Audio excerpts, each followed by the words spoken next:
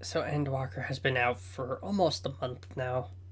I have about 70 hours into it. And I've been able to sit and think about it as I played it. And I've come to the conclusion that I like Shadowbringers better. This review will have spoilers for both Shadowbringers and Endwalker.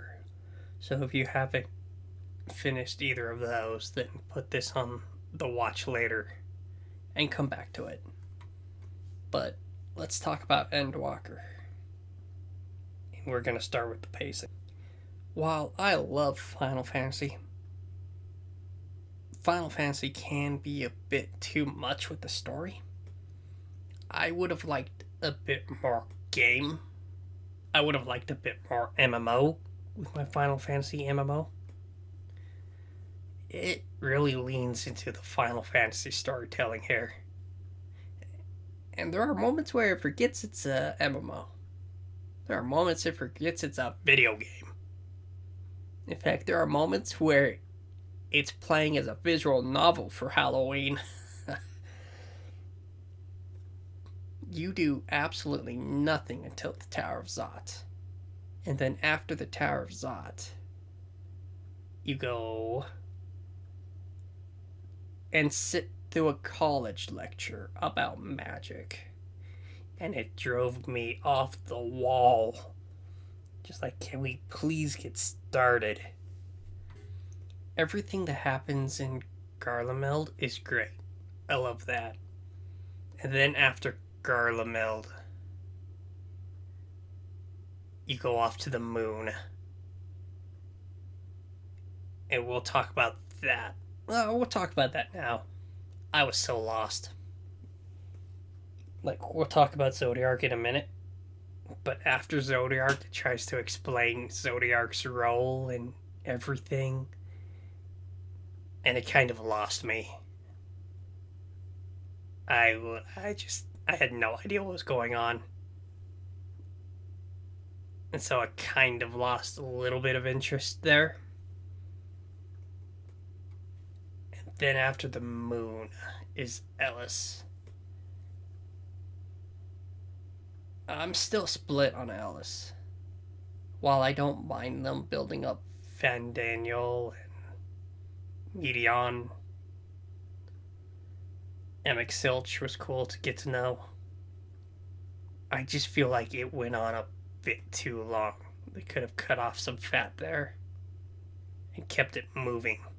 And that's Endwalker in a nutshell. It's like, let's just keep it moving. And it doesn't. It just lingers a little too long in each area. Alright, let's talk about Zodiark.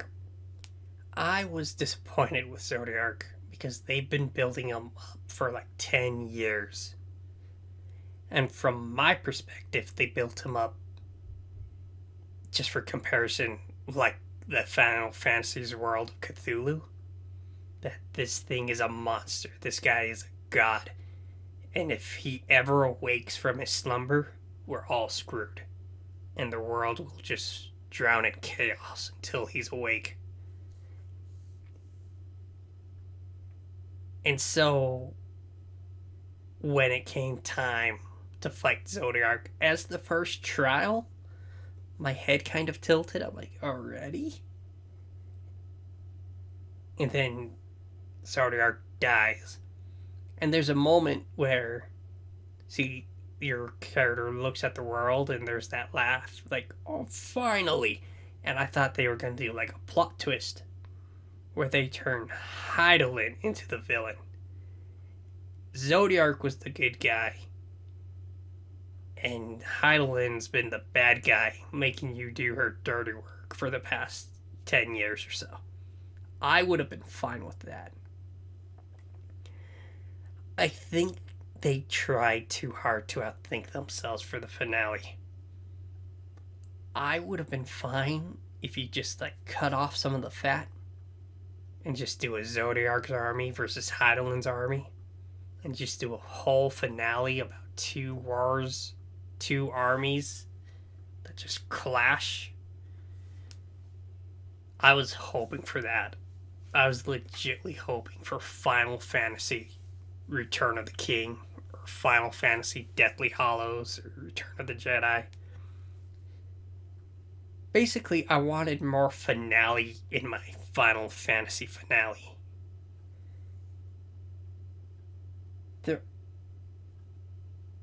That's the thing, I was just bored a lot of times. But we're talking about Zodiark now. And I just think it would have been fine if, like, Fandaniel raises Zodiark, and then Zodiark goes to Earth, and everything breaks loose.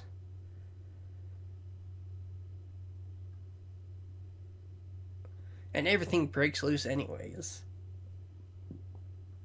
So, yeah, I just think they tried a little too hard.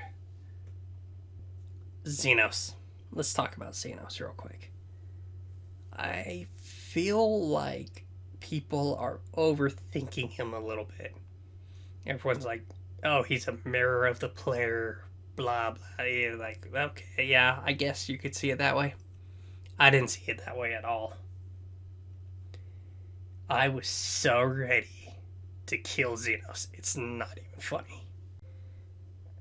This is how I see it. I'm a Dragon Ball fan, right? And, okay, this is what's gonna piss off the internet, is I like Goku better than I like Vegeta. You could go ahead and leave your dislikes. But anyways, imagine if the Warrior of Light is Goku, and Zenos is Vegeta. And Goku constantly has Vegeta in his ear going, oh, Kakarot, I finally ascended. Good job, Vegeta. Oh, Kakarot, I'm a Super Saiyan now. Good job, Vegeta. And that goes on for years.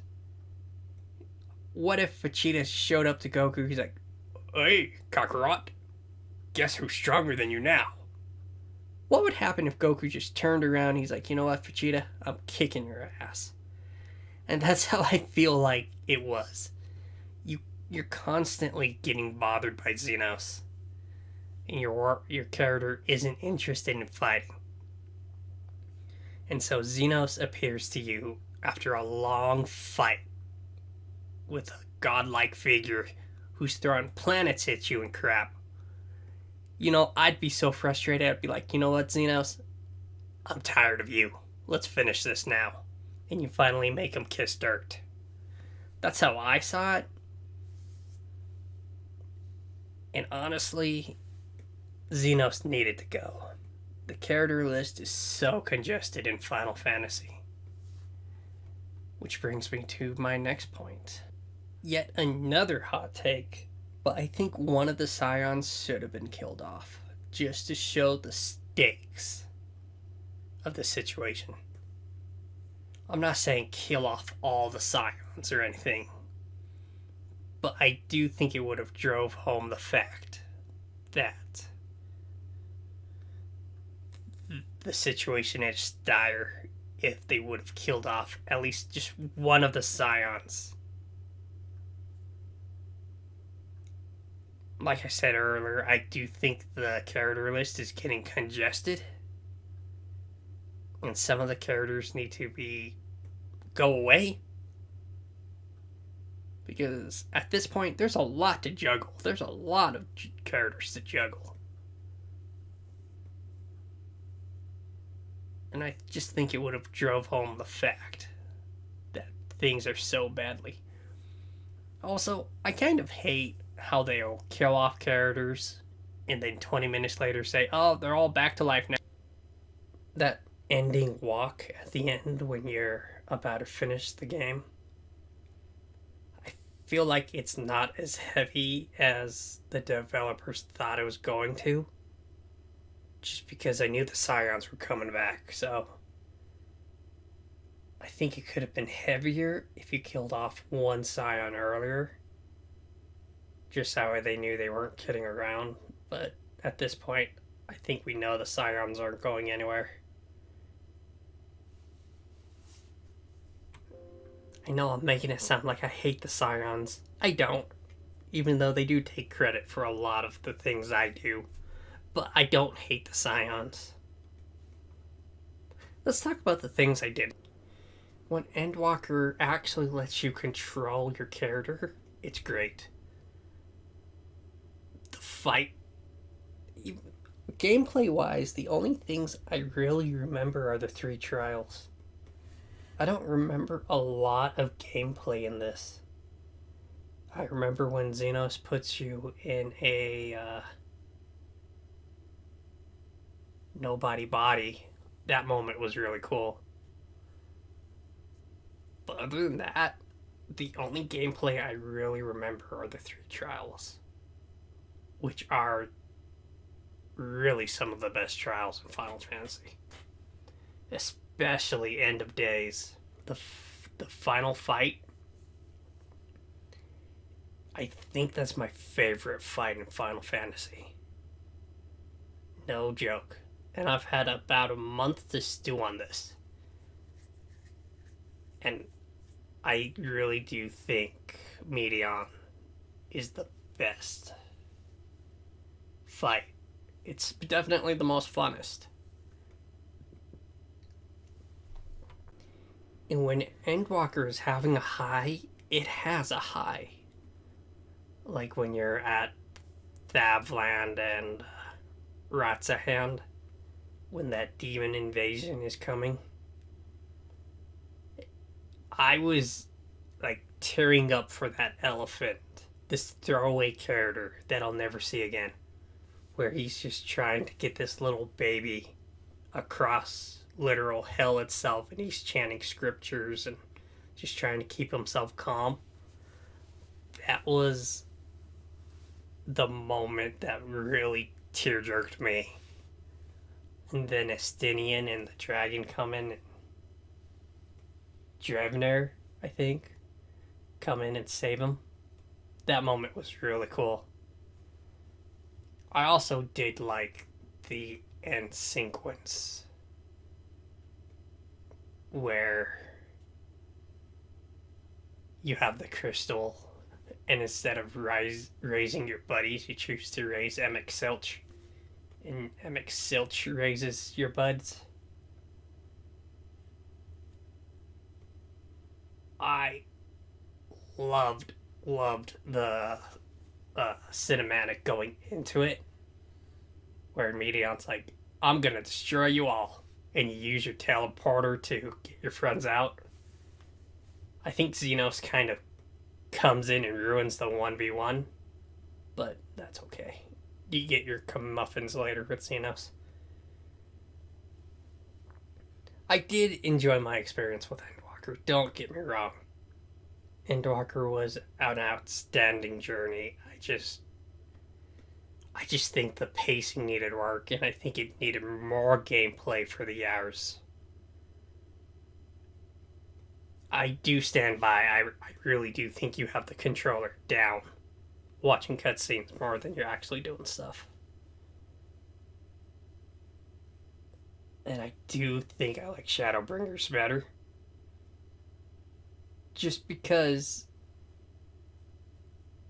Shadowbringers had a good mix between gameplay and cinematics. And I feel like EndWalker was just a lot of cinematics. And I know I'm repeating myself here, but that was my biggest problem with it. But that being said, I did put in like 70 hours.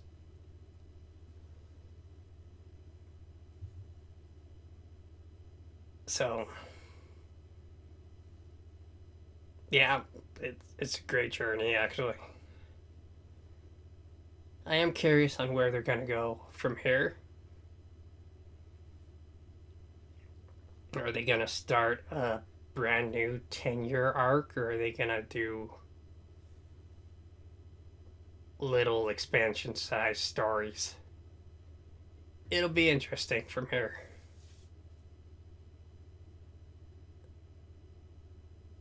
Alright, well, that's my review of EndWalker. I know it's a long video, But EndWalker is worth the time. It really is. I just had some nitpicks about it, some gripes. Tell me what you thought about it in the comments below. And I'll see you guys on the next one. Artifact out.